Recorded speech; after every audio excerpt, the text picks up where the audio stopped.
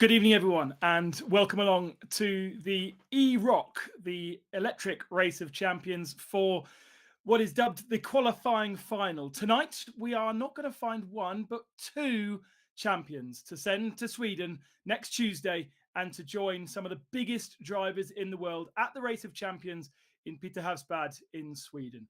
We've got 16 of the very best sim drivers in the world competing tonight against each other. Some were invited, others qualified, but every single one of them, I am sure, is very familiar to you at home. Thank you very much for joining us. My name is Ben Costin-Juris. Let's get this show on the road. It's an amazing array of drivers, and even outside of those that were invited through their achievements this year, the likes of Lucas Blakely, who is, of course, our F1 Esports champion of 2022. Lucas already managed to qualify into the Race of Champions last year, and he is going to be the first of the drivers that we see, alongside Ben Spanky, who has taken World Touring Car Championships and all kinds of different successes over on the Race Room platform. Lucas Blakely then on the inside, by the looks of things, and Ben Spanky on the outside. This as much of a simulation to the Race of Champions circuit as was possible last year. But of course, we did have last year a changeable circuit, as it's half of it decided to float off to Finland. So this is how it should have looked, let's say.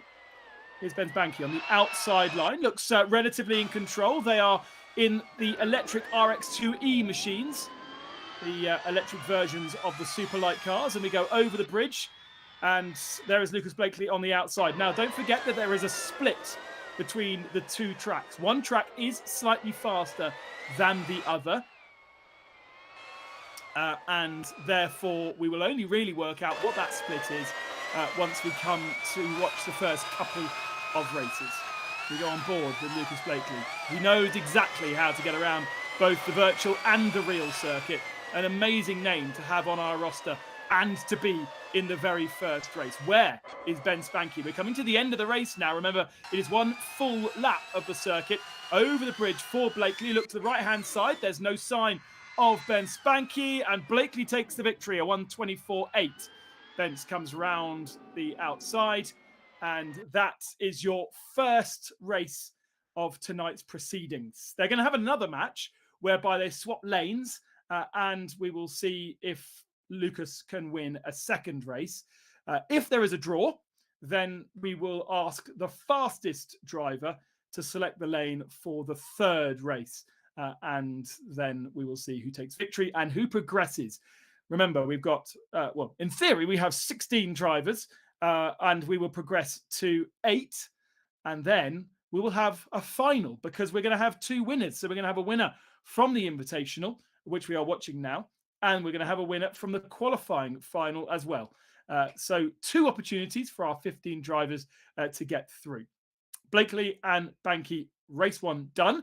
We move on to a battle of the red line drivers, and drivers that we are very familiar with from Le Mans Virtual the last weekend, with Diego Pinto taking on Enzo Benito. Benito drove in the GTE class at Le Mans, and Pinto drove in the LMP class at Le Mans. But they have, of course, so many other prestigious qualifying qualities to their name, including Enzo Benito being the champion of the very first Race of Champions.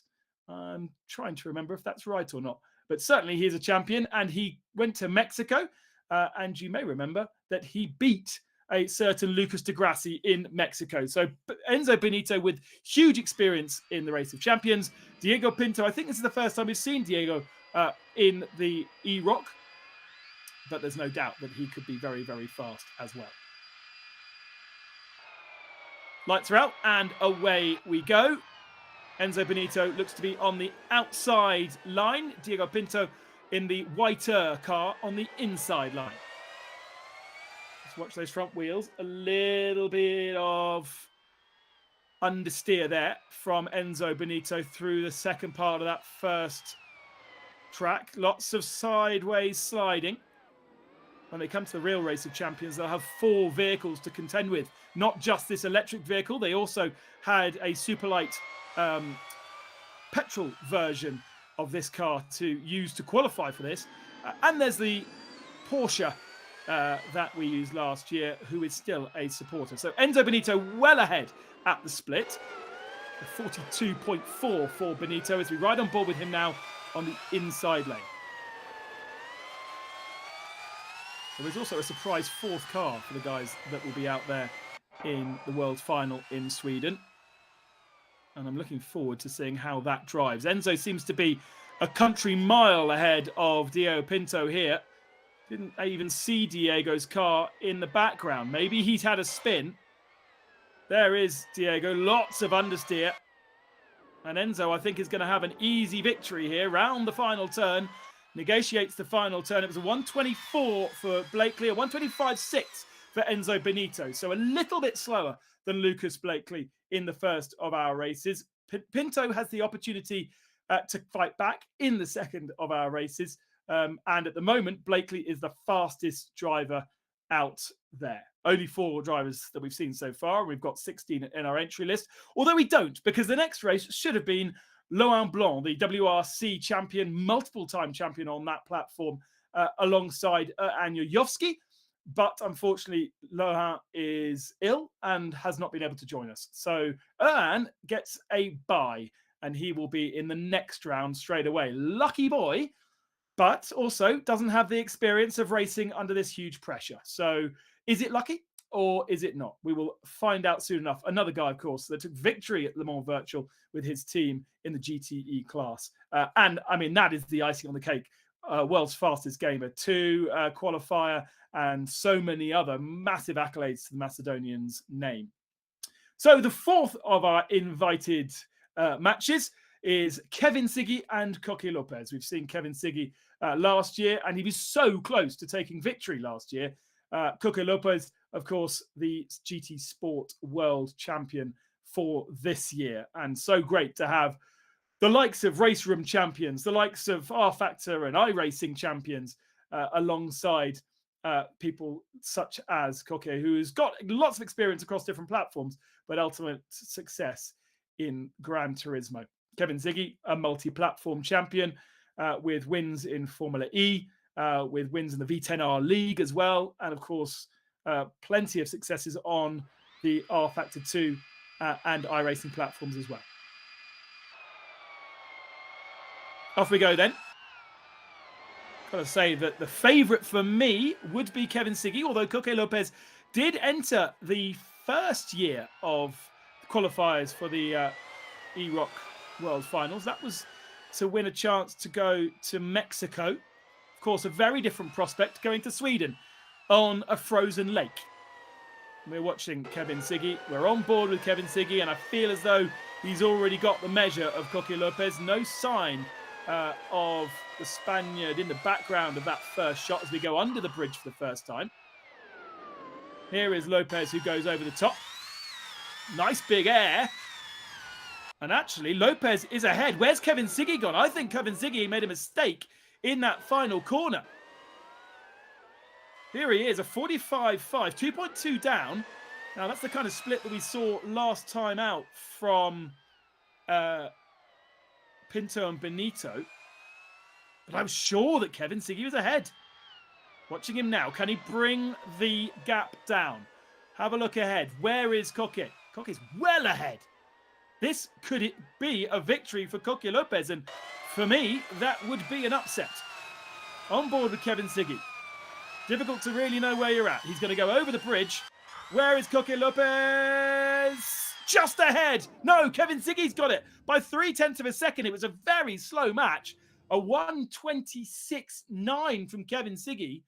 But I think that was with a pretty mammoth mistake under the bridge into the penultimate corner on that outside lane. But either way, he gets the victory, and he will move through into the next set of races with one hand on qualifying through the next round. But a 126.9 comparing to Blakely's 124 is quite a bit slower, a good 2 seconds slower.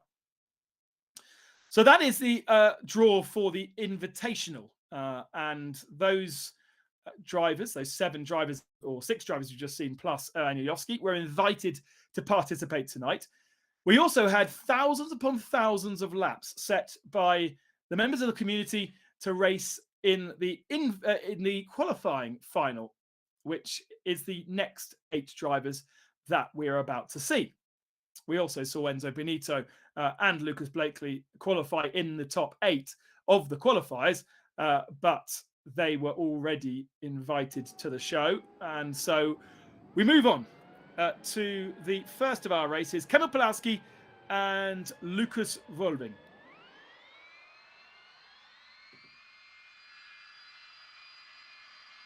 The electric revs rise.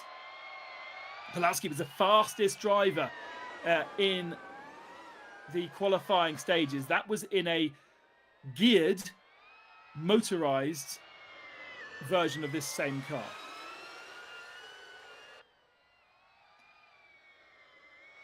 We watch Pawlowski in the white machine, the RX2E. And Lucas Wolving is a little bit further back. Wolving was, I think, just outside or around the top 10 in qualifying on a similar layout, but not the same layout, and in a similar car, but not exactly the same car, because this is electric. Big impact over the jump there. 43.1, that is slower than we've seen on that first lap. And now we switch to Kamil Pawlowski, who isn't that far back, nice and tidy. But he is the slower of the two. 1.8 seconds is the split. Now, got to start doing the maths. Does that mean that actually when we come to the line, they are equal? He's very, very neat, isn't he? Not getting the car too sideways at all. Certainly not a rally driver style. On board with Pawlowski. Look to the right-hand side. Where is Wolving? No, Pawlowski takes it. A 125.3. So there's a big split at the end of the race. And I think Lucas came across the line there completely sideways. So 125, that is second fastest so far by the looks of things. Kamil Pawlowski looking very, very strong indeed. And we now know that there is a decent 2-second split, I would say, from one lane to the other. So we put that into the back of our heads for later. And we don't get too excited about one car being too far ahead of the other when we move on to the races in the future. With something that the Race of Champions try to eliminate as much as possible. They do not want a split. They want the cars to run side by side as possible. But actually, it's a pretty difficult thing to do, to design the track to have that kind of effect. Of course, the inside lane is shorter by nature and therefore is likely to get ahead. So then you have to put in all kinds of different characteristics. And even to the degree of where the finishing line is versus the first corner or the last corner, plenty to think about when designing the Race of Champions circuit, and even more to think about when you're doing it on snow and ice. Right, next match. Manuel Biancolia, I think I've said that right, and I apologize if I haven't, and Jack McIntyre, a returnee to eROC.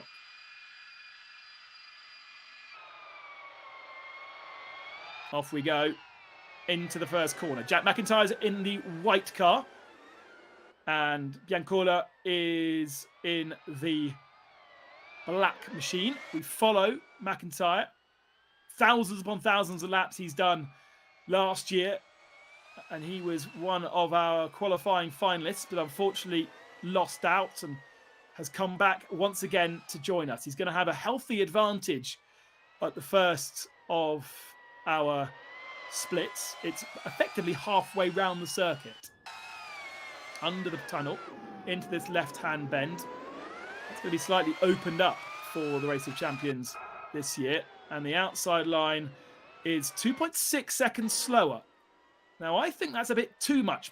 Manuel's had a very fast first part of the lap at 42.5. I reckon that compares pretty well to Lucas Blakely.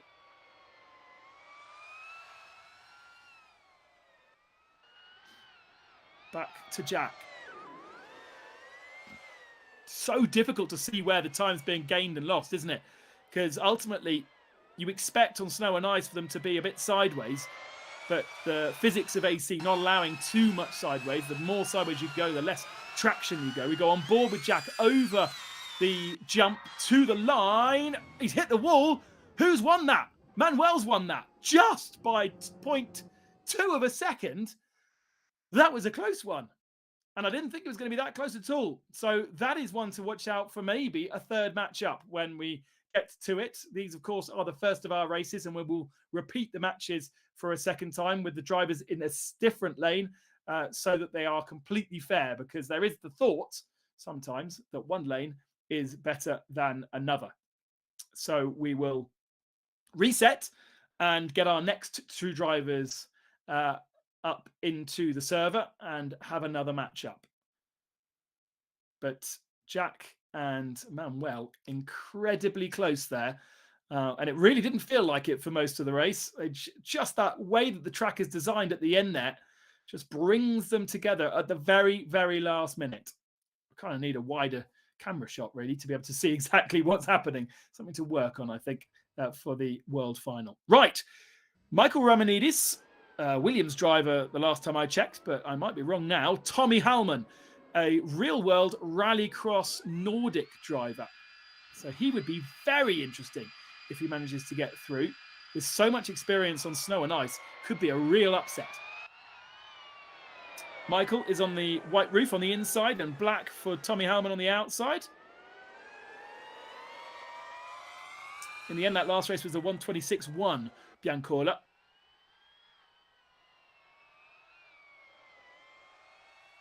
And we watch Tommy Hallman in the black roof machine on the outside lane. So expect him to be slower on this first pass.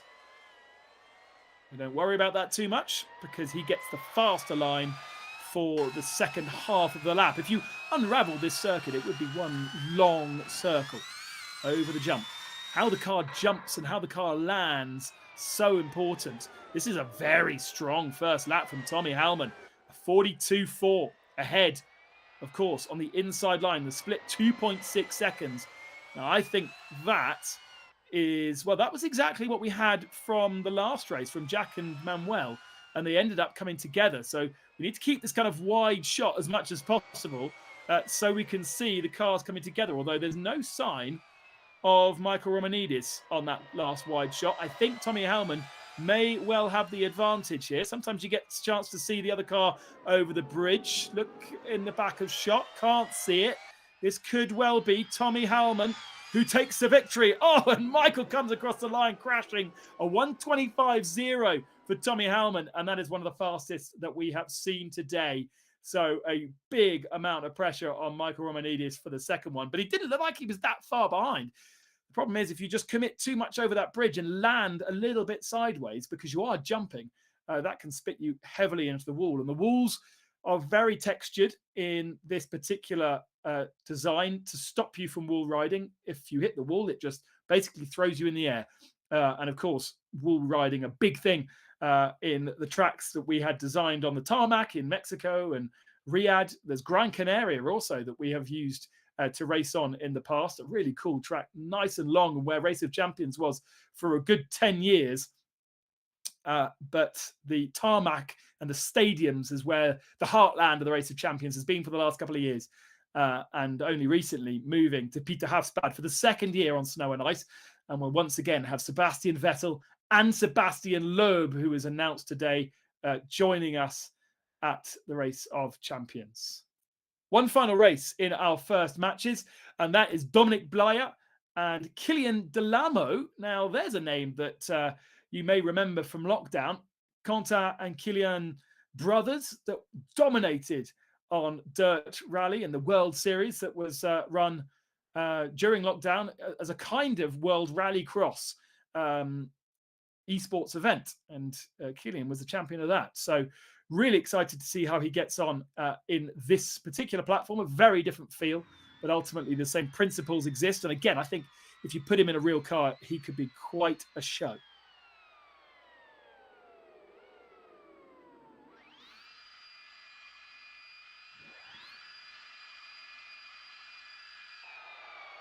Off we go then. One final race in the first of our races. Kylian Delamo on the outside line. Dominic Blaya on the inside. I think we've seen Dominic also in the eROC before. He's got the inside lane, so he will be ahead on this first lap, unless he really is struggling. There's that understeer. As you pick up speed, the car just naturally wants to understeer. Kylian being a little bit just offline there, maybe committing too much to the faster sections and just putting him offline as that circuit wiggles its way to the far end, on board towards the jump. And keeps the car in the middle of the road as he jumps. A 43.2, so that's about a second off what we saw from Tommy Howman on that inside lane. Dominic Blyer 1.9 back. I think Dominic's got a possibility here. He's slightly faster in the qualifying laps, but it's difficult really to compare because they, of course, were across multiple attempts. This is one shot, and how many of those attempts did you complete versus crash? That's a very different thing about the hot lap competition to the racing situation. We're following Dominic Blyer. Now, I think we should stay with him because the split at 1.9, I think, gives him an advantage coming towards the line. He's on the inside now, over the jump. Where is the inside lane? It is Dominic that takes victory, and Kylian is a long way back over the line now. A 25.7 for Dominic Blyer, and that therefore means that Kylian has one loss to his name, and Dominic Blyer joins Manuel Biancola, Kamil Pulowski, Kevin Siggy, Enzo Benito, and Lucas Blakely as drivers with one hand on qualifying into the next set of races. So we're going to reset. We're going to go back to the top of our list, and we're going to join, once again, our drivers that we've seen before.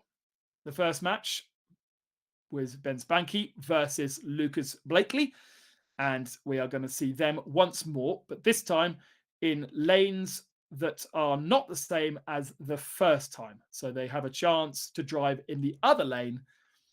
If the winner of this race in this particular first race is Ben Spanky, and he goes slower than Lucas Blakely, Lucas can then choose his lane for the third and decisive final.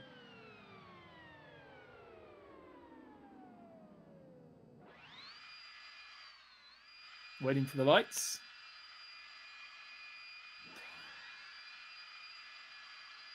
And we're about to go racing again. Lucas with the advantage. Very good start on the outside line there. And that was Lucas Blakely. It almost seemed to have a better purchase. The car just seemed to take off. And of course, there is no gears in this car. It's not like he's playing with a clutch. It's an electric car, so you just go. But considering the inside lane for Ben Spanky, Lucas Blakely already a bit of a match and able to keep up. We reckon that split is about 2 seconds. Blakely, the fastest man in our first set of races, with a 24.8. But now he's on the other lane. So this will give us an opportunity. If this is a really, really perfect lap, this will give us an opportunity to work out if there is a better lane or a worse lane. A 41.8 from Blakely. Wow. Little bit deep into the first corner, though. That is a mistake. But Ben Spanky is so far back that even with a mistake like that, Lucas, I think, is not going to be troubled. Incredible. Incredible stuff. No sign of the race from multiple champion Ben Spanky. And Lucas Blakely is going to breeze through. Ben's very unlucky with the draw, to be fair. A man who has already tasted what it's like to be in Sweden. Blakely comes through and a 24.8 that is, I think. I need to refresh my screen. But that is a very fast time, and it's pretty much a match of what he did in the other lane. So there we go. That shows that perhaps there isn't a favoured lane, and they are pretty much equal because Lucas has just banged in pretty much the same time on both sides, although we did see a little mistake in that first corner.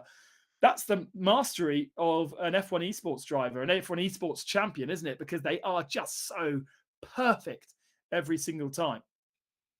So Lucas goes through then, and we will about to find out who he will match up against in our next round, because the next of our races is Diego Pinto versus Enzo Benito. That is two people who have previously experienced the Race of Champions going up together if Enzo wins, and only one of them can move forward. Enzo, of course, not done the snow and ice event. He was in Mexico. and took victory over Lucas de Grassi in the real event. Lucas Blakely took victory over Sebastian Vettel last year in Peter Hausbad. So those would be mighty, mighty drivers from the history of the eROC.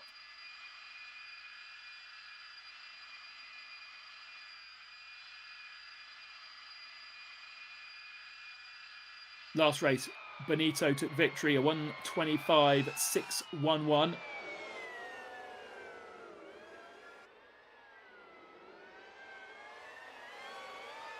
And he is in the white machine, the white roof, with the advantage on the inside line for the first lap.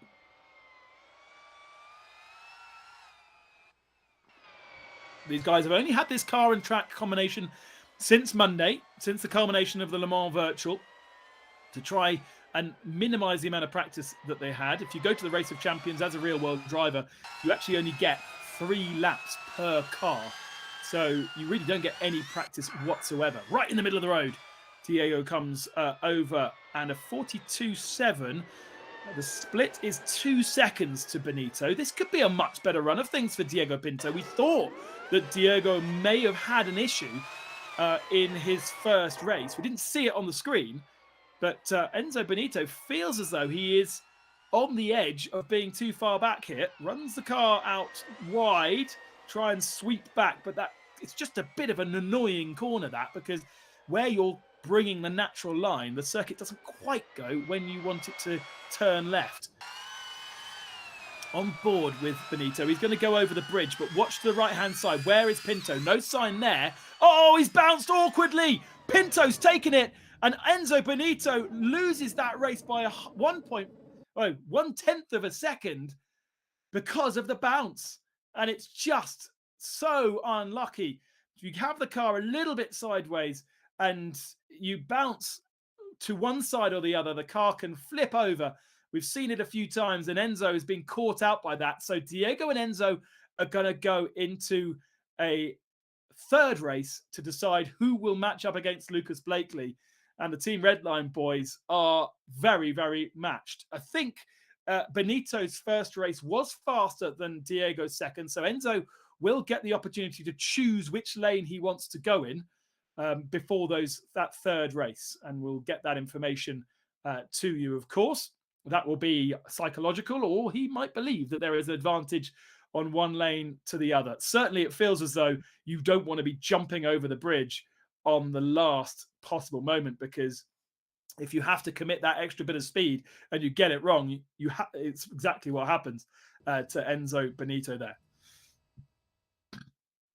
So, Kevin Siggy and Coque Lopez. This was one of our slowest heats in the first of our races, but we felt as though Kevin Siggy made a mistake on his first round, and it became a lot closer than perhaps we would have expected it to.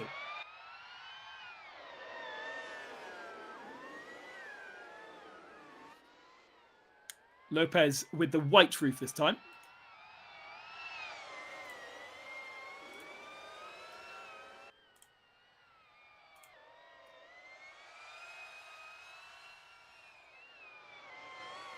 And there is Kevin Siggy with the black roof. Nice and straight through that complex. He wouldn't have raced on this particular layout last year, because this particular layout was only released for the World Final at Peter Havsbad in Sweden. He would have been on the fake versions of the track.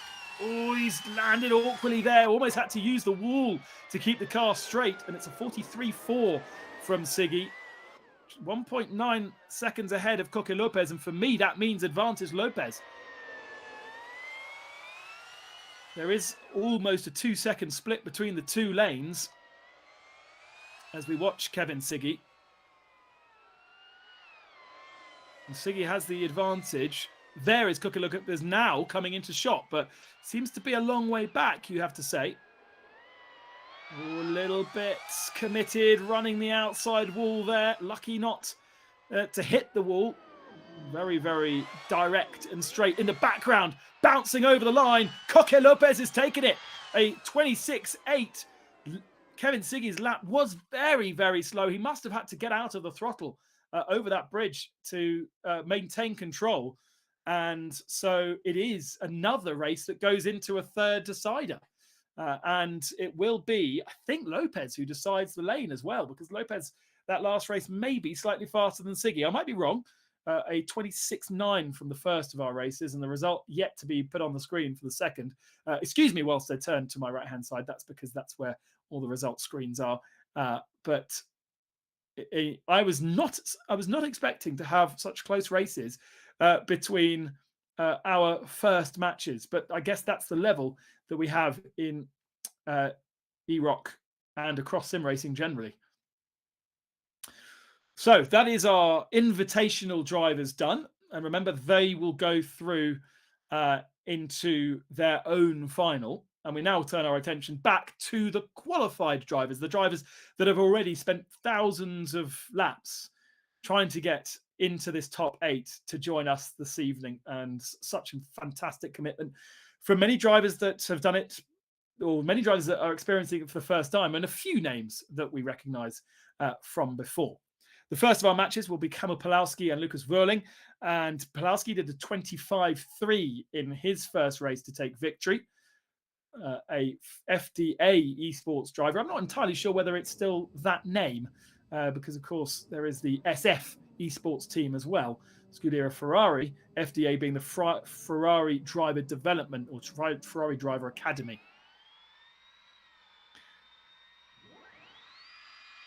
So Pawlowski was the fastest in our qualifying, but that was over something like 100 and something laps that he did alone to win that particular session. Lukas Wurling on the inside looks really cool. I have to say, the way that he rotated that car using the rear end, the car sliding around a little bit. Grip level is really low on this circuit. It was tweaked quite a lot by Oliver Solberg. Both the car setup and also the circuit to try and emulate as much as possible the frozen sea of Peter Havsblad, but it's not what AC was designed for.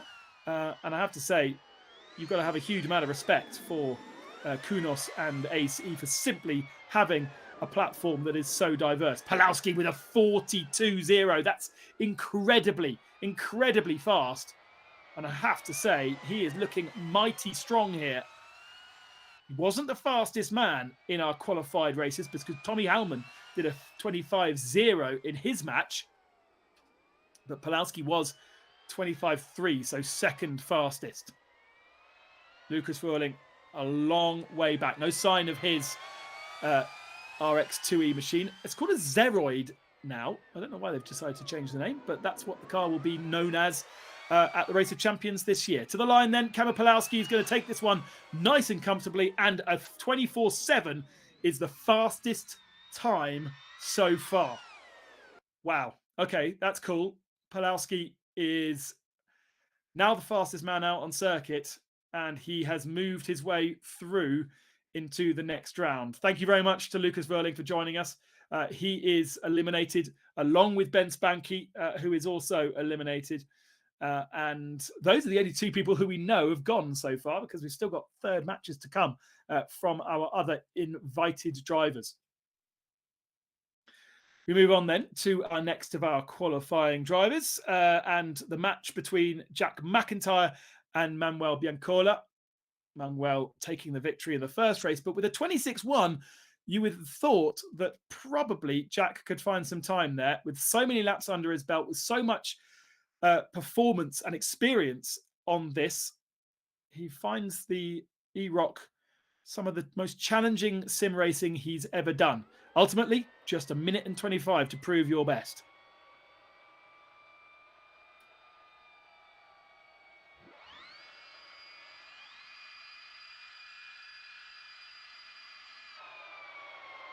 Off we go once again.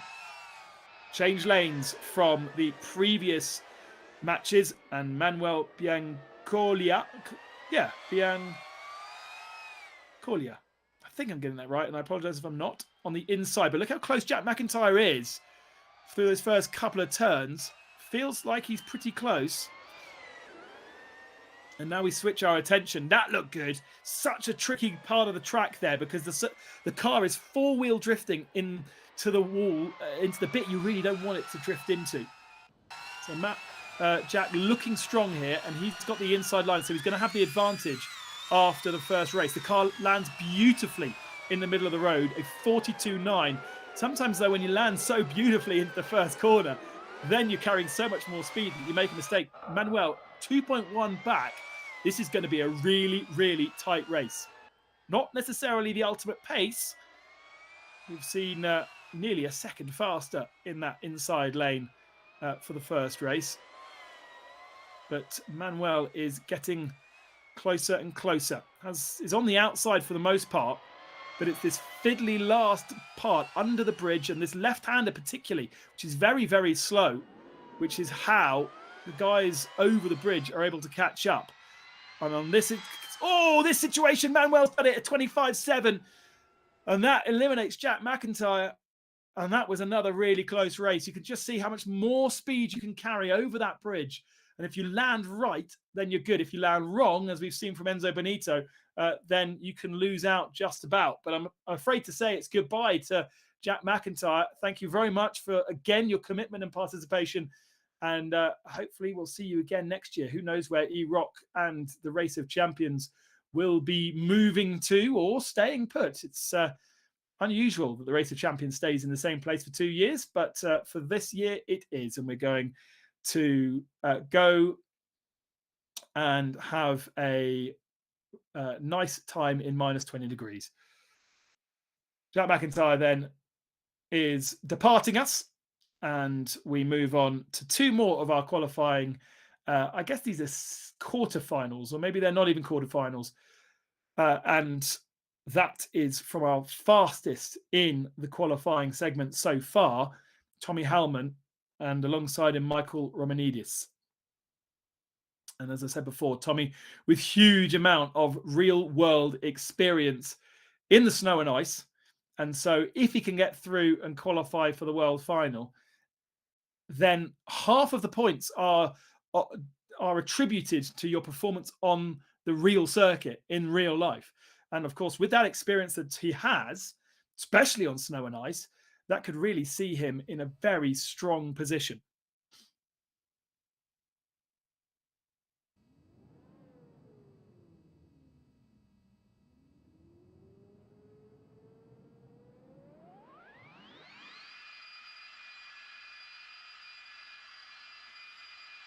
Here we go again.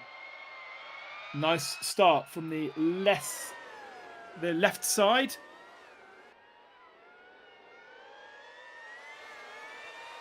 Tommy Hellman is the inside white-roofed machine, and Michael Romanidis on the outside line.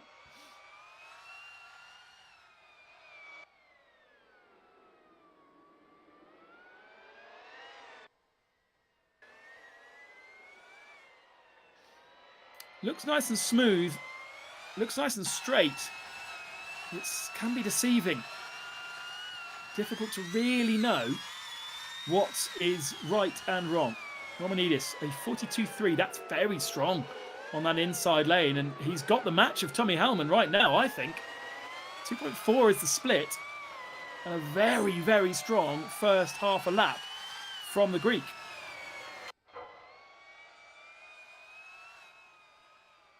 With the black roof, waiting to see if Tommy appears at the bottom of the screen. Only just was there before we flicked shot. A little bit of understeer, but nice and tight to that wall. We saw Kevin Siggy drifting out very, very wide in his attempt earlier on, and very neat through that penultimate turn. Has he got good traction off the line? Where is Tommy Hellman? Romanidis has done it. Romanidis with a 24.9. That's a fantastic time as well. And we've got another match to come between those two. That is a surprise for me to see Tommy Hellman with so much experience, both in the sim racing world and in the real world. But Romanidis has taken it, and taken it by a good chunk. Hellman did a 25.0. Romanidis doing a 24.9 means he gets the lane choice as well in that third race. One more race then to come in our second round of heats. And then we will go through to the third decisive races before moving on to our quarterfinals. And our last race is Kylian Delamo and Dominic Blaya. Delamo with championships in the dirt world. Looking forward to seeing what happens from that particular franchise in the coming few years. And Dominic Blyer alongside.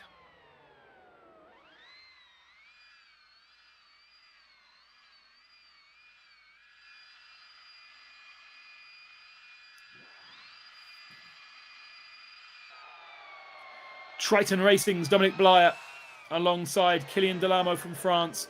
Kylian on the inside. Oh, he's already hit the wall. He's committed too much into that first turn.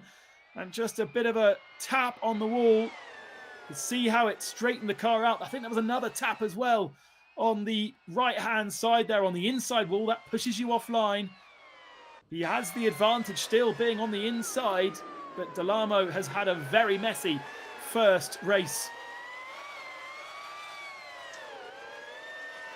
Delamo was beaten in the first of our races. He goes under the bridge and then tries to balance the car. A little triangulated, but Blyer's already over the line. Miles ahead, 3.9 seconds ahead. And this is a very strong effort from Dominic Blyer. Here he is in the black roof. Just watch how he throws this car around. I know that some of the other drivers who have qualified will be watching the stream as well, trying to understand how their rivals are doing what they're doing. It's so difficult for me as a commentator to see, that's for sure. But certainly, having the car rotated a little bit early corner seems to help. Having lots and lots of understeer doesn't seem to be the best way forward. Blyer on the outside here, and I think he's got an easy win. He does, a 25-0. My lord, it's going to be tight when we get to the next round. But Blyer goes through with 2 victories to his name. And we thank Kylian Delamo for joining us and also for the commitment that he showed in the qualifying. It was a very, very strong performance from Kylian Delamo. And there's no doubt that it would be great to have him back in the future when eROC returns next year in 2024. But we still, of course, are in the qualifying stages of the World Finals. The World Finals will be held on Friday of next week, early morning, crack of dawn for the eROCers. They'll be actually racing when it's still dark outside. So they'll be hopefully out on circuit in a dawn situation. Didn't happen last year because the wind and snow was too much, and basically the whole of Friday was a complete disaster. We had Mika Hakkinen getting lost out on circuit and race control losing one of the cars because there was not enough visibility from race control over the circuit. Such was the storm conditions, which ultimately led to the circuit being flooded. And a mad panic to change the format for Race of Champions on the Saturday. All of that history, if you're interested, on our YouTube channel and across our social pages. We had quite an adventure last year, and fingers crossed it won't be quite as dramatic this year. To the eROC then, and we have some third decisive races to come. The first of which is Enzo Benito and Diogo Pinto, the 2 red line drivers facing off against each other. Benito won the first one. Pinto won the second in the same lane. Enzo Benito has chosen the lane for this particular match.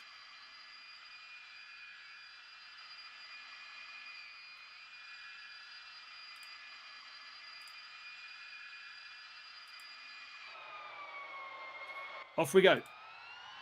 Diego on the inside. Enzo has chosen the outside line. Interestingly, that will mean... Let's try and work this out. Yes, he goes over the jump in the middle of the race rather than at the end of the race. But we follow the white roof of Diogo Pinto, iRacing world champion in the Porsche Esports Super Cup last year. On course for victory in Le Mans Virtual as well on RF2. Before Verstappen retired the car. Nicely triangulated. I think that's the fast way of doing it. We've seen drivers try and be nice and smooth around there. 2.5 is the split to Enzo Benito. Enzo's 42.5. Not massively fast. We've seen a 41.9 as the fastest in that first sector. And now Enzo's on the slower second lap. 2.5 the gap though. Still, I think, advantage Enzo Benito, unless he makes any errors. He looks good through there, doesn't he? Nice and controlled. We saw how Pinto triangulated this. Enzo does the similar thing, but maybe a little bit more smoother. And it's Benito that takes victory by basically half a second over Diogo Pinto. And Enzo Benito will progress to meet Lucas Blakely in the next round. Looking at the times from both of those drivers, Blakely has the better times, but Enzo Benito has, well, you never know. When it comes to a match like that, you know that Lucas Blakely will be feeling the pressure of facing off against one of the very greats of the sport of esports racing. Enzo Benito has experience at the Race of Champions already, has experience in doing this already, although Lucas Blakely's experience on the snow and ice potentially a little bit better. They've both, of course, represented McLaren's shadow in the F1 esports. Enzo moving away from that, kind of opening the door to Lucas, although I think there was a year in between. And keen to see that match a little bit later on. So the next race will be Siggy and Lopez. Kevin Siggy was the slower of the two, so Lopez is getting the choice. And Lopez is wanting the lane that he won with, of course. So he has chosen the lane in which he was in on the second race, where he was 0.3 of a second faster than Kevin Siggy. Siggy missed out on winning this last year. James Baldwin, Lucas Blakely, Kevin Siggy, and Moritz Lerner were the matches. It was absolutely epic. Moritz, of course, moving into the real world of racing this last year in DTM Trophy. Kevin Siggy was going to follow him in the DTM Trophy, having won the DTM Esports Championship, and his prize was to race in DTM Trophy for real. But unfortunately, with DTM being up in the air, no knowing if Kevin Siggy will actually be able to do that. So this potentially an opportunity for him to show himself to the real world of motorsport. Definitely one that deserves it, having represented BMW in so many high-level races so far in his career.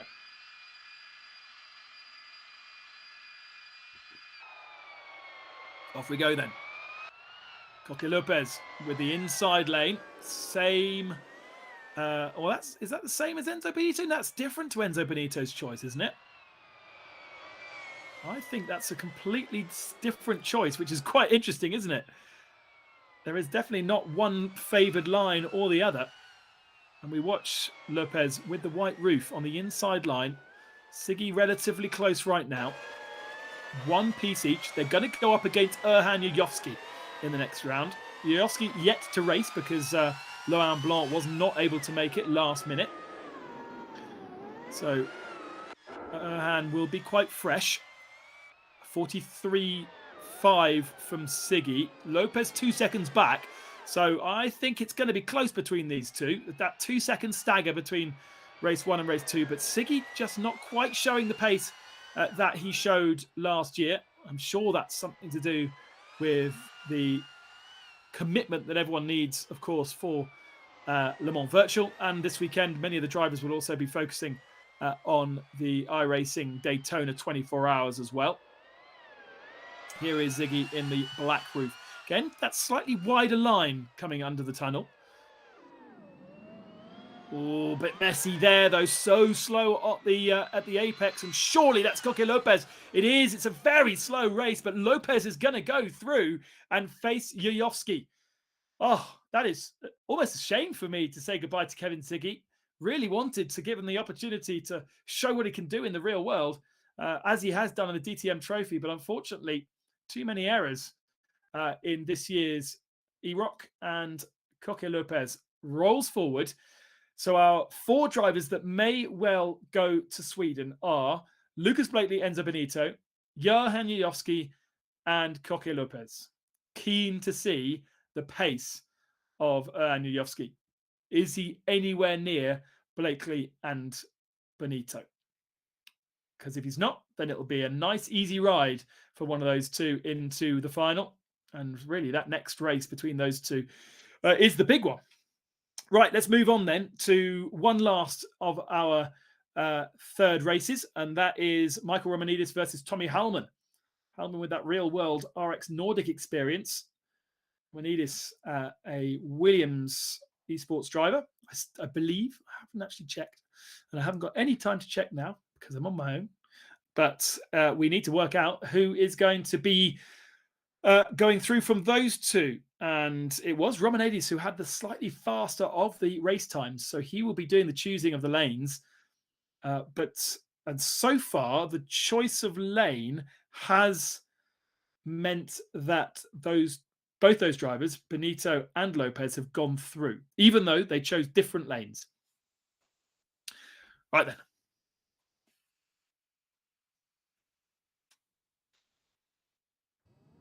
Lights are ready.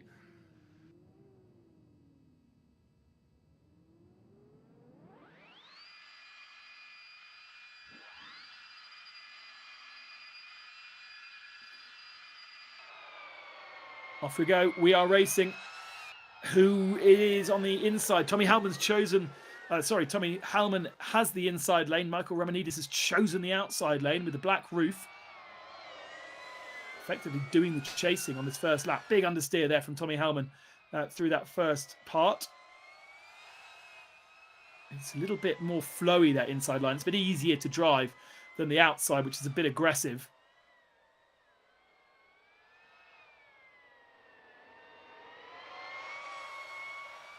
And watch Hallman now under the bridge. Over the bridge has gone Romanidis already. 42.0. That's incredibly fast from Romanidis. Tommy Hallman, 3 seconds back, has not got the match. Romanidis beaten in the first race, not by much, but now is starting to pick up his rhythm. And the winner of this will go on to race Dominic Blyer. It's going to be really, really close between those two because their time's very, very similar to the times of these races. A little bit of understeer from Romanidis. He's trying to rotate the car. You can see it going, dipping down at the front and then lifting up. That's because he's trying to get the car to turn using the throttle. But it's a win, and it's a 24.7 from Romanidis. He's now turned himself into one of the very fastest men out there. Romanidis, wow, 24.9 in the last race, and then a 24.7 in this race. He qualifies through to take on Dominic Blyer, but I reckon he's a dark horse. Pulowski did a 24.7 as well. It could be a Pulowski-Romanidis final for those that have qualified. And I don't think you would have predicted that when you looked at the qualifying sheets before. Thank you very much for Tommy Hallman for joining us from Finland. Really, really cool to have somebody of his stature in the real world competing in the virtual world for a place at Race of Champions. And there's no doubt that he would have done a fantastic job had he had the chance to get there. But it's so tough. There's only 4 spots available.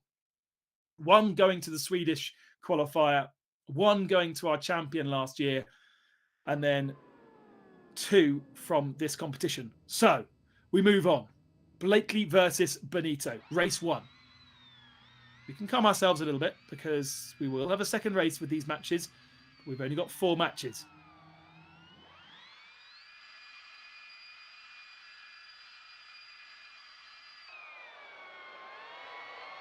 Off we go.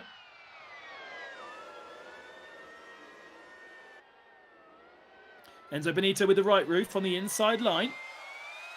Blakely on the outside. Remember, Benito qualifying even though he had that huge accident and just missing out on victory from Pinto in race 2.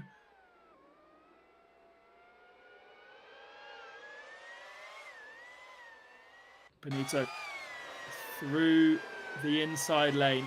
Be right on board with him. Under the bridge. Turns left. Not too bad. Carries a little bit of momentum. But you don't carry anywhere near the momentum you carry on the outside. A kiss of the wall as well from Benito. He's 2.6 back. Blakely putting him under huge pressure here. There's Blakely. 42.1. Very, very fast. Just somehow he's got absolutely the measure of this completely bespoke driving on AC, on a bespoke track, in a bespoke car. Nowhere else can you do this kind of driver. You can't practice in anything else. F1 Esports certainly wouldn't help, but Blakely is just driving this so well. See how much more momentum he carries through that final turn. He's on the outside line. To the line he comes, and Blakely takes race one. Also a 24-7. Oh, it's hotting up. Enzo Benito in the 25s. It's going to be, I'm afraid, I'm fearing, Blakely looking so strong.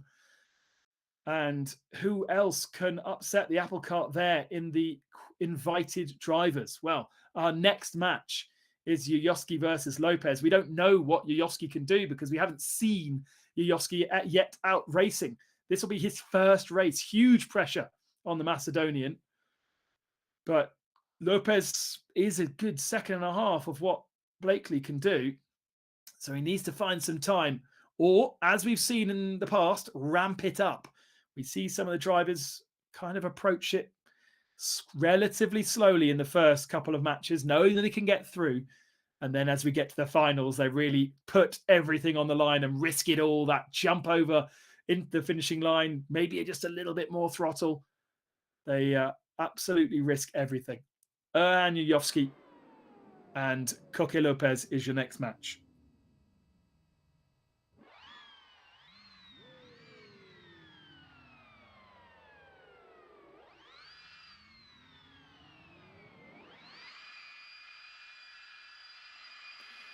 Lights out. Here we go. Coque Lopez has the white roof. Oh, he's understeered horribly in that first corner. That's a big mistake from Coque Lopez into the first corner. How has Erhan Yuyovski capitalized on it? He hasn't really, has he? There's still a decent gap between the two. And he looks a little bit clumsy as well. Some understeer from Yuyovski's car.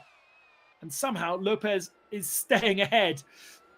Lopez has had the relatively easy run of things, even though you would say, oh, there's another mistake into the wall. And another mistake into the wall. Kevin Siggy had mistakes in his races, which has allowed Lopez to get through. But there's still plenty in Lopez's sheet as well, feeling the pressure of racing against Yuyovski. Yuyovski should have come across the line. He has, 44-2. Coque Lopez still seems to be the favourite. Let's watch Yuyovski then. Where is he going wrong here? 2 seconds slower in that first lap than you would expect from the rest.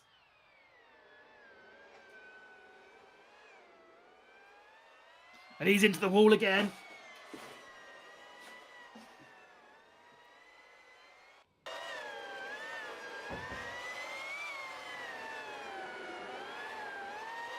Trying to keep the car turned, but Yuyovski really struggling here. A massive understeer towards the wall. Coque Lopez has taken it at 27.1 is a very slow lap, but Yuyovski's 30.1 is even slower. That's a shame for Yuyovski. Was really hoping to see what he could do.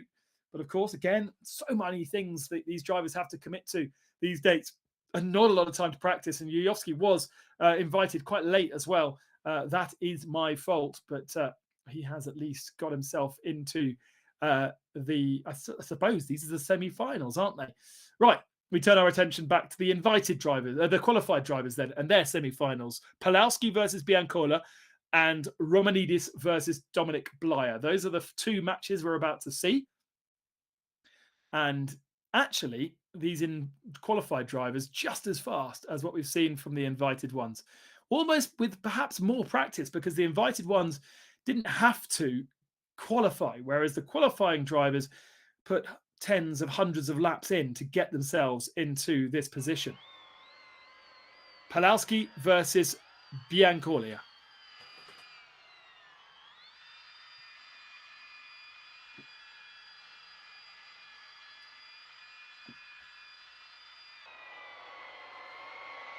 Here we go. Biancola in the white roof. Palowski, therefore, in the black on the outside.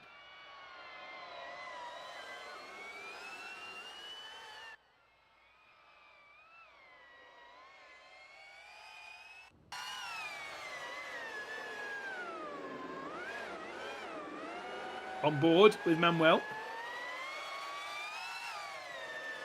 Beat Jack McIntyre in that first round.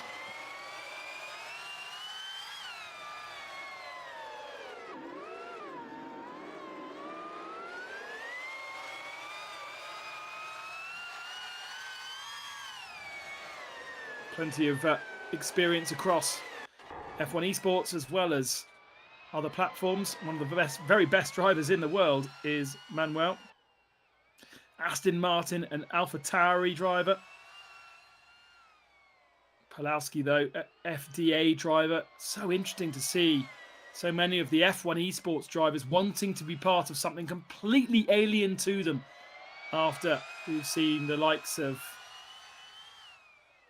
Lucas Blakely, of course, Jarno Opmeer. That's nicely done from Cameron Pawlowski. I like the way he's thrown the car into the last corner. Is it fast, though? He takes the victory, kissing the wall, and he's 0.3 of a second faster than Biancola. But that was very, very close between those two. And very lucky from Pawlowski to get away with crashing into the wall like that at the final turn of 25.3. Not as fast as the Blakely-Benito race, but certainly well up there. Certainly not as fast as they are both able to do. We saw a 24/7 from Pawlowski. The next race will be Romanidis and Blaya. A different level of sim racing for those two drivers. Certainly not in the F1 esports sphere. But you kind of have to rip up the playbook, don't you, when you come to an event like this, because there's just nothing like it. And what's great about the snow and ice is, yes, it might not simulate exactly how it feels to be on snow and ice, but it is completely alien to what it would be like if you were racing on tarmac. Best wishes to James Baldwin, by the way. Two-time qualifier at the Race of Champions, and Baldwin leaving his Veloce stable. Best wishes for the future to one of our very, very good friends at the eROC Championship. We hope that eROC did a lot for him.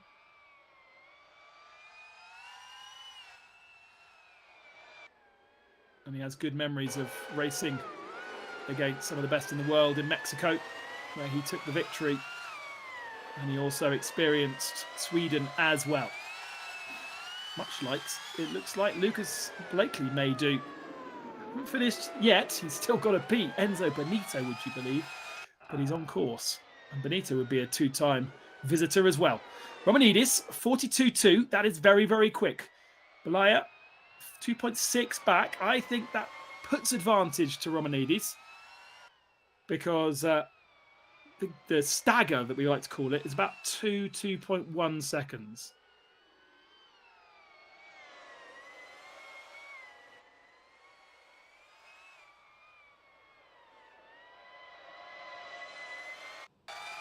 On board with Romanidis into the final turn then. Carries good speed. That's really nice from Romanidis. He didn't have to triangulate it too much. And he's going to take the victory. A 24.9 from Blaya. They are having to really commit to that last corner, aren't they?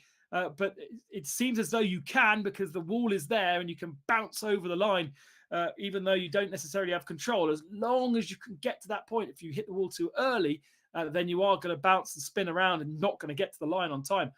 The wall is certainly going to pull you back and slow you down a little bit, but ultimately the guy on the other side could be bouncing all over the place as well.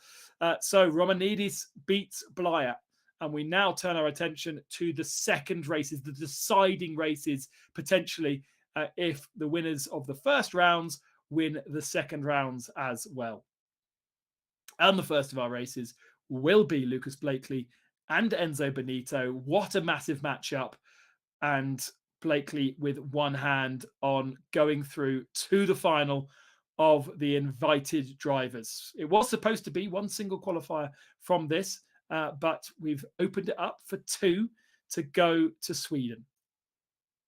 We already have Jarno Opmeer. We already have Martin Palm, both drivers that were at Sweden last year. Enzo Benito was in Mexico. Lucas Blakely was in Sweden. They know what Race of Champions is about. And looking at the pace of the other race, they may well get themselves right there. Blakely with the white roof then on the inside line. Enzo Benito with the black roof on the outside. Benito needs to find himself about 0.3 of a second. He's capable of a 25.3-ish, but Blakely's been 24.8, 24.8, 24.7. That is the form of an esports champion. It's just incredible, and it's so humble with his experiences at the Race of Champions last year. Could not believe that he was sitting in the same driver's lounge with the likes of Sebastian Vettel, Sebastian Loeb, Mika Hakkinen, David Coulthard. This year we've got Travis Pastrana and Tanner Faust as well. This is a close split. Enzo Benito has a 2.2 second advantage over Blakely, and I think that is relatively tight. This is not plain sailing for the Scotsman. The Italian might take this one. Also a good friend of Race of Champions, having also been at 2 events because he was invited to Riyadh and won in Riyadh to go to Mexico. When he was in Mexico, he didn't actually have to compete in the sim racing. Such was the rules that year. Benito's done that last corner really, really nicely. This is going to be close. Where is Lucas Blakely? Has Blakely landed okay? Yes, he has. Blakely gets a 24.8. Enzo Benito, fastest time that he's managed, a 25.1 tonight. But Blakely has bounced his way into the final of our invited drivers, and surely he must feel confident now. He's beaten off his most fierce competitor tonight. Lucas Blakely could be coming to Sweden again. It's going to be fiercely competitive if we've got 3 drivers with experience from a year ago out there at the World Finals. We're definitely going to have one new driver because the qualified drivers, none of those have ever been to the Race of Champions. But the only 2 drivers that can now stop potentially Lucas Blakely from returning are Coque Lopez and Erhan Yuyovski. And it was a rather chaotic last race between the 2 of them. In the end, Coque Lopez managed to take victory, but it was one of the slowest races that we've seen so far. And Yuyovski didn't even manage to do a sub 30-second, minute 30-second race. So let's see how this one gets on. Has Yuyovski gained a bit of experience from that last race? And can Coque Lopez get anywhere near? Lopez did a 26.8 in his race win against Siggy. But he really needs to find a second if he's going to beat Lucas Blakely.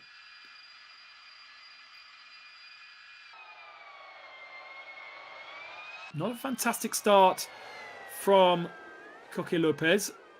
Erhan Yuyovski in the white roof being very careful through that first turn. Now, car is straight, can get on the power, not too much oversteer. Feel as though perhaps maybe he's being a bit careful on the throttle. Maybe he's not committing the car enough.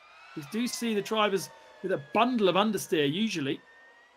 Yuyovski looks very, very smooth. He looks very, very clean.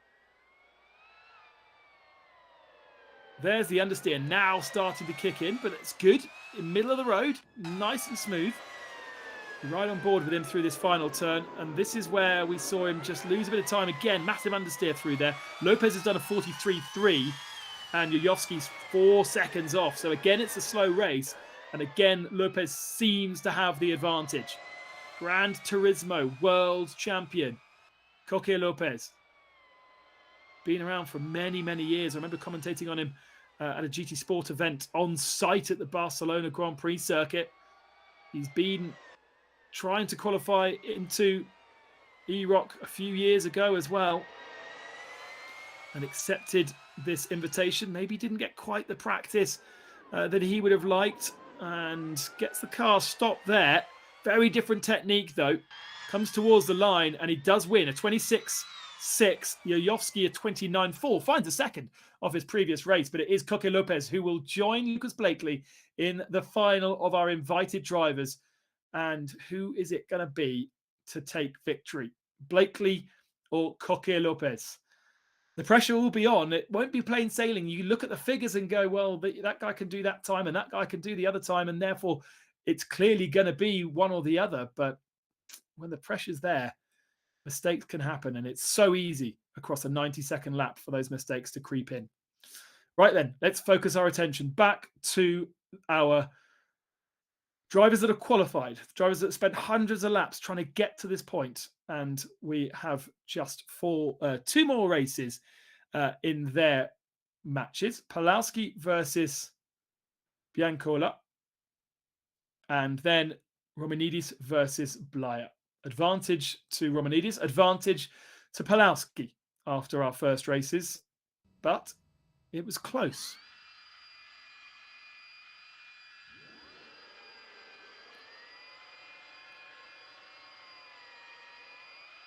Manuel Biancola, Kamil Pawlowski getting ready to race. Lights off, and away we go. Who has the white roof? It's Pawlowski on the inside line. And Biancolia on the black roof outside, on board with Pawlowski.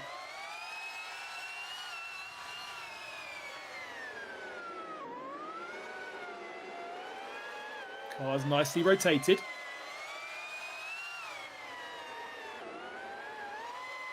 Now flicks it right. Holds that line really nicely. Really like the way that Pawlowski's driving here. Biancola's going to have the advantage, and it's a fast inside line for Biancola, 42.6, and the split is only 2.2 seconds. My God, this is going to be close. 25.3 from Pawlowski in his race. He's unbeaten so far. He's done did a 24.7 in his second race of the first round of matches. Here is Manuel, also unbeaten, did a 25.7. That's his best so far, although he may have gone faster in the first of our semi-finals. Here is Biancola around the final turn. Look to the left-hand side. Where is Pawlowski? Pawlowski to the line, and Pawlowski's got it by just half a second. It's a slower race in comparison to what the two of them have managed, but Pawlowski goes through into the final and beats off Manuel. Thank you very much, Manuel, for spending the effort and the time to be with us. Always a great pleasure to have F1 Esports drivers with us. But Kamil Pawlowski, as the fastest man in qualifying during that hot lap session, is now going through to the final. Who will he race against? Well, it is a matchup between Romanidis and Dominic Blyer for Triton. Romanidis with the advantage, with the victory on the last race, and also with a fast time in the 24s. Romanidis, for a couple of times, he's done a 24.9, a 24.7, and a 24.9. That is faster than Pawlowski has managed. And so that final could be absolutely epic. But before we get there, he has to beat Dominic Blyer one last time. This is the last of our semi-final races, and then we move to the finals.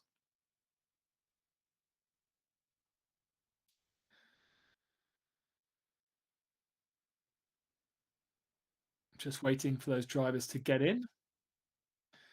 And it'll be Blyer, Romanidis.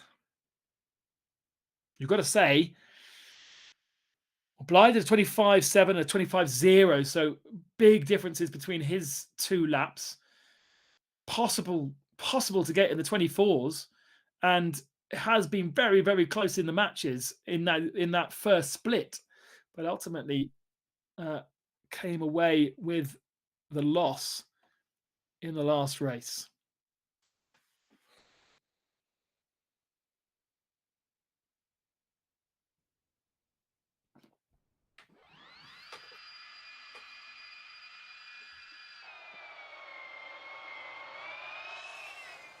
Here we go.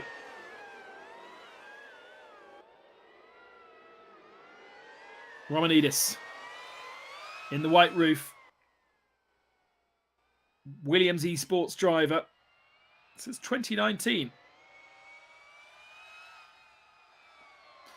From Greece. And how different would that be for a Greek to come out into the snow and ice of Sweden? They do have snow in Greece on the higher grounds. Romanidis fast into there. Shows how much speed you can carry. That's a very fast first lap, though, from Dominic Blyer. 2.7 ahead of Romanidis. Blyer is putting everything on the line here. No way have we seen this kind of pace from Dominic Blyer in the races before.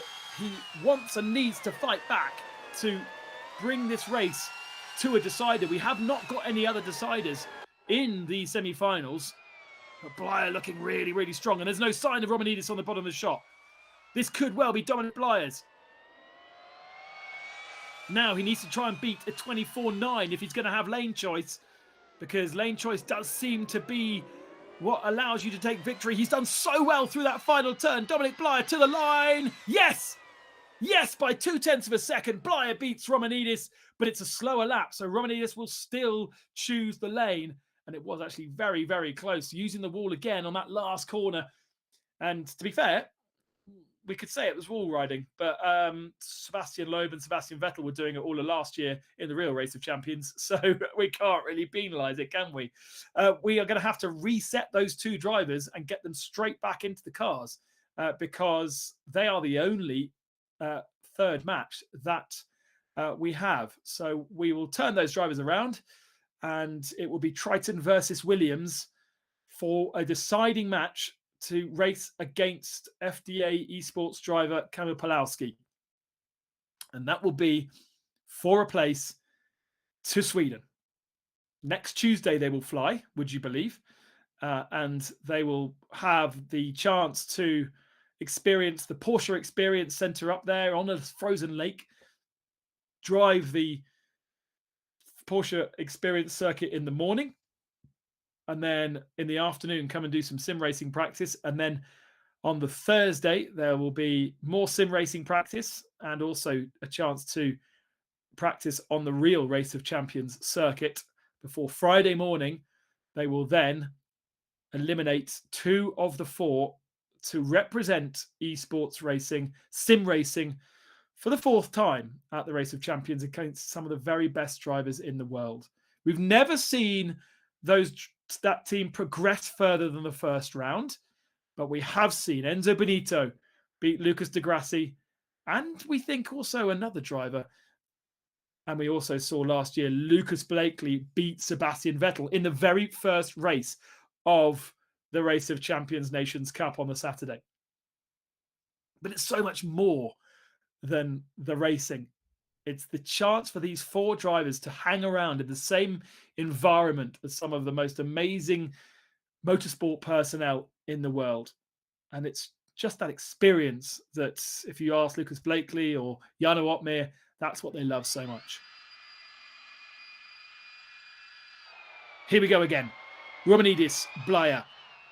Winner takes it all. Blyer on the inside line in the white roof. Romanidis with the black roof on the outside. If Romanidis can hook this one up, he has the ability to go faster. He's gone faster in all of the races he's won so far. It must have been a mistake on the last one. We ride on board with him now. Just watch the car placement. Watch how he rotates the car. See, he's not asking too much of the front end. It's all done with a 4-wheel drive, with the rear of the car. And over the jump. Big jump. Lands okay. Had to correct it a little bit. And he is on that inside lane and a 42.0. The stagger is big, 2.7 seconds. Much like Blyer had last time, he had that advantage and he carried it through for victory. This time Romanidis has it. And a Romanidis versus Pawlowski final. You'd have to say that Romanidis would have looking at the results of the previous races, have the better performance, but clearly the pressure getting to these drivers. Just a couple of corners remain then for the Greek from Williams Esports. Looks a little bit tidy, doesn't carry too much momentum. Over the line. Oh, it's so close. Romanidis has got it by 1/10 of a second. A 42.8, and Blyer was all over the place as he bounced his way to the line. Incredibly tight. I love Race of Champions for races like that. And it is Romanidis who'll go through to face Pawlowski in our final. Oh, Dominic Blyer, thank you so much. You've provided us with massive entertainment there, eliminating Kilian Delamo initially, but just being beaten by Michael Romanidis. Okay, we've got our finals then. We are going to have 2 finalists, 2 drivers going to Sweden from these next couple of races. Stick with us. I hope you are enjoying it. Coque Lopez writing in the chat, don't be too fast, Lucas. I'm not sure Lucas has any other way of driving. It's either fast or nothing, and so precise, and so has just the ability to be so consistent as well. What was amazing also at the Race of Champions last year was how Blakely got into the real world car with no experience whatsoever. I think even he had 2-wheel drive when he practiced in the Polaris. So his first laps driving the Polaris in 4-wheel drive was when he was assessed, and the lap was sublime. Lucas Blakely, Coque Lopez. Blakely on the outside line with a black roof.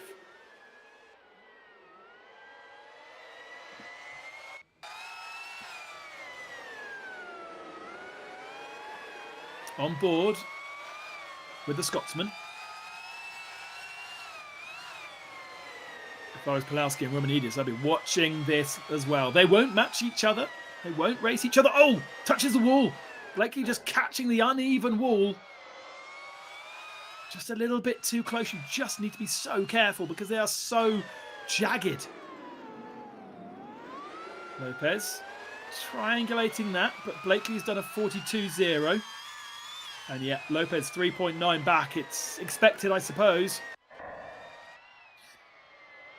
Great to have Coque Lopez in the final, though. I have to say, some pretty special drivers invited for this event this year. A few said no, it's fair to say. A few have struggled to even contact. And obviously, massively limited amount of time to practice with so many other events going on. Such is the world of esports. But to have a GT Sport champion against an F1 esports world champion is quite special. Lucas Blakely takes race 1, a 25.0. He kept lots in his pocket there. But that was F1 esports versus GT Sport. And where else in the world of esports do you get the opportunity to do that? Exactly the same as what we see in the real Race of Champions, where we've got Sebastian Vettel and Sebastian Loeb up against each other. All right, they might not necessarily be champions of that year, but legends of the sport. Still think we should start to call it Race of Legends because everybody is always a bit of a legend. It would also allow us to legitimately invite champions that are champions of a bygone time. Those two, though, champions of last year, properly deserve to be invited here. And Lucas Blakely just needs one more win to take the victory. In the other semi-final, in the other final, I should say, it's Kamil Pawlowski versus Michael Romanidis.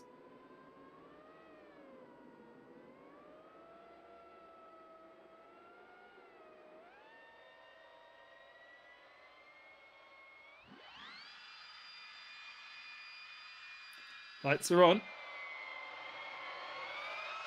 And off we go. Romanidis on the inside line with white roof. Pawlowski with a black roof. Project Cars World Champion. And also another man to feature in the world's fastest gamer. FDA esports champion as well. Huge amount of success. Well, we've seen already that Romanidis is fast, and that's not a particularly fast lap from Pawlowski on his first run on the inside line. We've seen 42.0s, 42.3s, but Romanidis equally not massively fast either. Is the pressure getting to these two drivers? They're keeping stuff in their pockets. Just going to let it all hang out on that last race. We're watching Pawlowski. Love how the car looks. Throwing it around. Of course, that Ferrari win would have been on AC as well. Triangulates a little bit that penultimate corner. And who's it going to be? It's so close. Oh, Oh, it's so close. Romanidis takes the victory by less than 1/10 of a second over Kamil Pawlowski. Wow. Romanidis and Pawlowski almost a dead heat there, and a little bit of contact on the wall as well at the end. But that is nothing, as we expected. It's just so close, fighting their way through.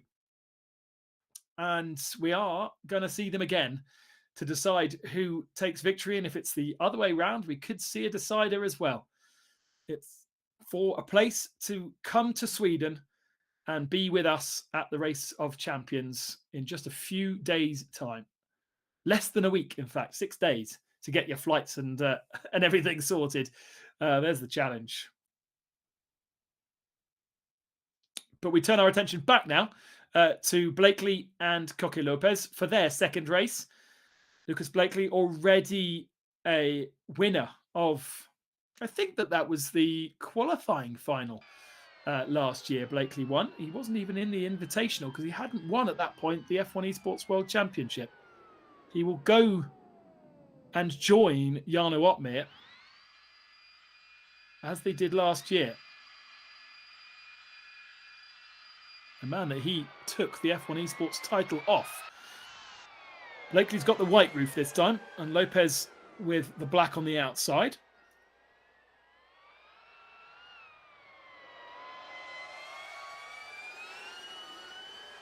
That last race was the first time that Blakely had been in the 25s throughout this whole evening. 24-8, 24-8, 24-7, 24-8. And then a 25-0. I think he felt like he didn't need to push too much. And still, he's pretty much faster than everybody else out there. Lopez, with the inside line, has the advantage. With a stagger only 1.5 seconds. So it could be quite tight. Are we going to see a Vettel and Loeb-esque match here, where Loeb knew that he could beat Vettel in every race, and so gave Vettel a race on the penultimate race of the final of the Champion of Champions last year? Is Coque Lopez nice and wide? I say nice and wide. Don't really want to be wide. And putting on a good show for us, but I'm afraid it's not going to be fast. Lucas Blakely is going to come into shot quite quickly over the bridge. He does. And we now wait for that last shot. There is Blakely, a 24-9 again, bangs it in. And Lucas Blakely is our first winner. Lucas is coming to Sweden again. Be such a pleasure to welcome you, Lucas. Congratulations on that victory. But who will be the fourth member of the fight? And who is going to be the big troublemaker, I think, out of the whole of that competition, the world final? Because you've got Jarno Opmeer and Lucas Blakely. And yes, they have the experience of that competition. And Martin Palm, of course, the fellow Swede, should be better, a lot better than he was last year with the experience. But I think this fourth invitational, this fourth winner coming up in just a few moments' time is going to be the secret weapon and a new person to introduce into the Race of Championship. Could be one race. It could be two, because that first one was so close that we've got no idea if we might go through into a deciding final as well. It's Romanidis versus Pawlowski. We're just getting those two drivers into the race now. Thank you very much for joining us and sticking through this broadcast. I hope you've enjoyed it. Don't forget, Race of Champions is not this coming weekend, but the weekend after, from Peterhavsbad, Saturday for the Nations Cup, and Sunday for the Race of Champions, Champion of Champions. The eROC World Final will be on a Friday morning, and there'll be plenty of content around the event on the lead up on the week before.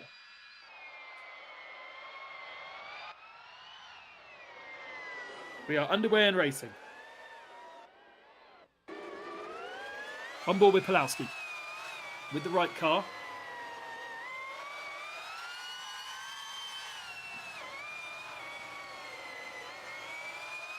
Looks pretty good. Looks pretty balanced. Romanidis will be behind, as is the nature of this circuit.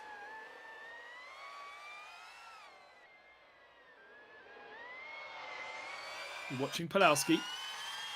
He comes under the bridge. Romanidis will go over the line first. It's so neat from Kamil through there. And Romanidis a 42-1. Palowski is a bit behind here. Romanidis took the victory on the first one.